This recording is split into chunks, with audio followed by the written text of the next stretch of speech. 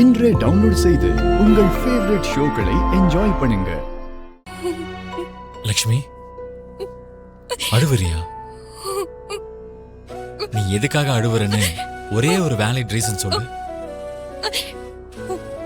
ஆனா நீ எதுக்கு அழக்கூடாதுன்னு என்னால 100 ரீசன்ஸ் கொடுக்க முடியும்.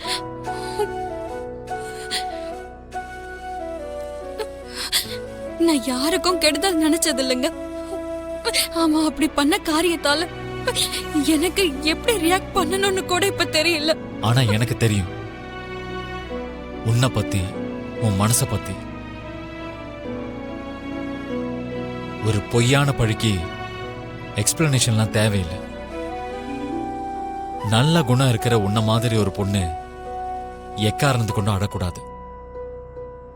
லக்ஷ்மி, கண்ணுக்கு தெரிகிற உண்மையான விஷயங்களை கூட மார்பிங் பண்ற உலகம் இது.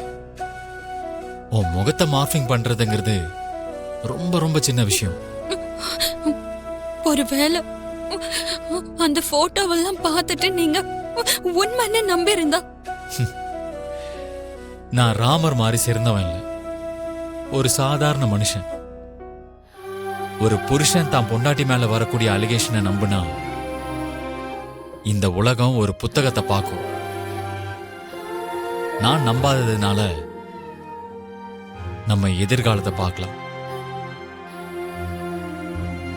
என்ன மாதிரி ஆளுங்களோட இமேஜ் பிசினஸ்ல தான் இருக்கும். உன்ன மாதிரி ஆளுங்களோட இமேஜ் குணத்துல இருக்கும். அதை பிடிக்காதவங்க எப்பவுமே அதை டேமேஜ் பண்ணதான் நினைப்பாங்க. ஜெகதீஷும் அதுதான் பண்ணான்.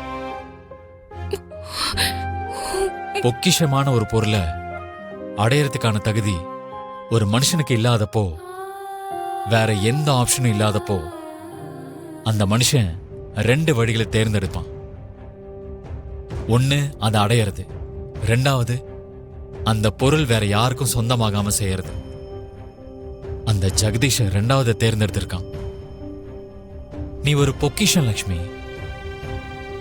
உன்னோட கேரக்டர் குறை சொல்றதுக்கு 100 பேர் முயற்சி பண்ணாலும் நான் அதை நம்ப மாட்டேன்.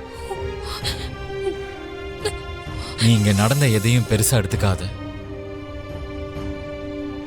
கண்ணீருக்கு நிறைய மதிப்பு இருக்கு லக்ஷ்மி. அதை செலவு பண்றதுக்கு காரணங்கள் நிறைய இருக்கும். ஆனா அப்படி ஒரு நிலைமை வரக்கூடாது.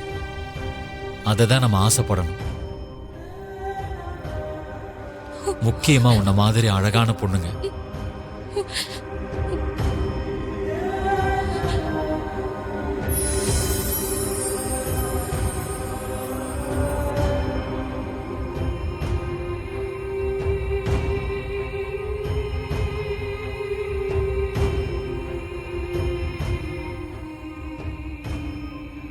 நமக்காக எல்லாரும் அங்க வெயிட் பண்றாங்க. நீ அழுதா நான் ரொம்ப வருத்தப்படுவேன். அது உனக்கு பிடிக்குமா? அப்போ நீ சிரிக்கணும். இங்க சிரி. ஸ்மைல்.